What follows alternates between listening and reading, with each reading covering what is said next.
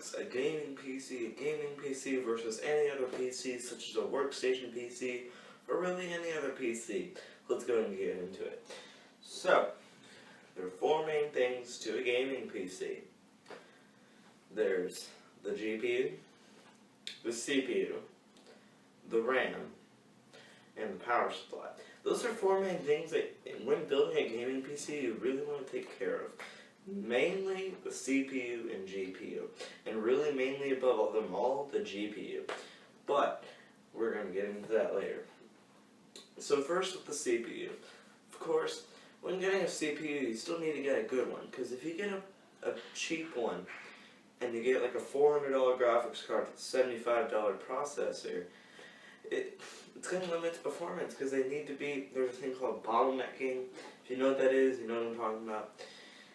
That graphics card, you're not going to be taking advantage of a GTX 780 or something like that. If you stick an AMD Athlon 750K, I believe, something like that, with a GTX Titan, that Titan is going to be basically useless. It's going to be like a 7770, just because of the CPU.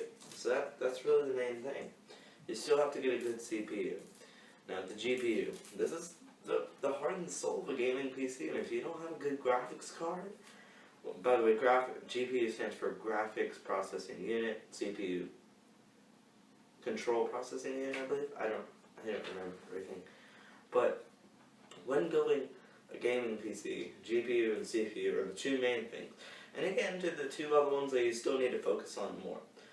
Or less, but yeah. So you got RAM. RAM is, people say, oh, I got 8 gigs of RAM.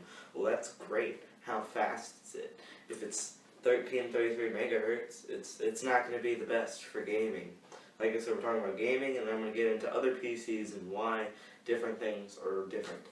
So, gaming PCs are going to want faster RAM. There's a thing called megahertz. If you've seen your processor, it probably has like 3.4 gigahertz. That's completely different. They're two different things. So megahertz, it's like 1333 megahertz. That's not very good for a gaming PC. You're going to want to get at least 1600 megahertz of some type amount of RAM. When building a budget build, and if I start doing PC builds, you'll see this, I'm more of a fan of, if you're doing a budget build, I'd rather have 8 gigs of slower RAM than 4 gigs of fast RAM, just because you get pretty good performance still with 2 slots. Now if you get 1 slot, 8 gig slot of 1330 megahertz, you're just going to be hurting yourself.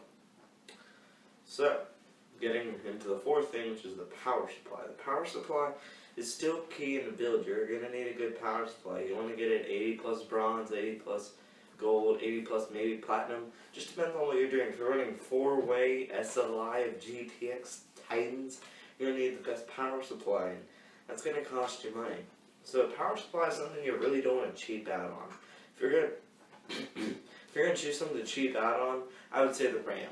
But you don't want to cheat on your power supply, because that's a safety thing. And it needs to be at least A+ bronze certified, or gold, or like I said, platinum. And watts. People think, buy a bunch of watts, spend the extra $100 and get 800 watts versus a 600 watt power supply. Well, really, for one GPU, that's pretty decent. One CPU, you need like 600 watts. That's it. You don't need the 1500 watt power supply that if you're running 4-way SLI with GTX Titans. And so, that's really what makes a gaming PC a gaming PC. A higher end GPU, higher end CPU, higher end RAM, and higher end power supplies.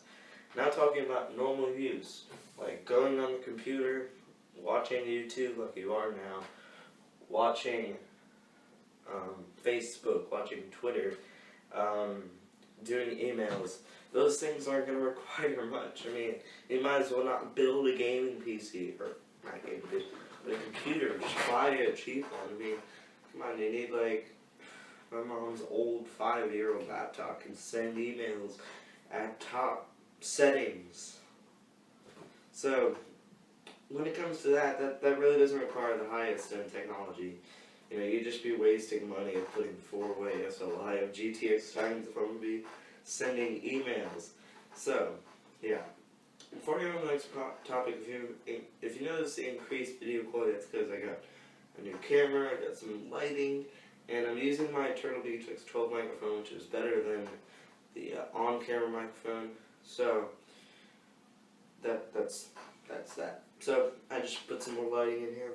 Made a different way of setting up, so I think it's better that way. So yeah, and so now getting into more like video editing and stuff like that. That's a lot like a gaming PC. You might even need more, because you know you're gonna need more cores. Okay, here's the thing. Intel has hyper-threading technology. So there's quad core processors. That means there's 4 individual processing units. Let's say you get a Core i3 something, and it's a dual core. People are going to say it's going to do as good as a quad core processor. That's not necessarily true. It really depends, because there's threads, which are cores, and it's a completely different thing. It just depends on the task. For gaming, it may help you out a little bit, but you might as well get an AMD processor for the same as a Core i3 and get yourself a quad-core processor. And you'll be able to overclock it, because all AMD processors are overclockable. So, that's another video though, just putting that out there.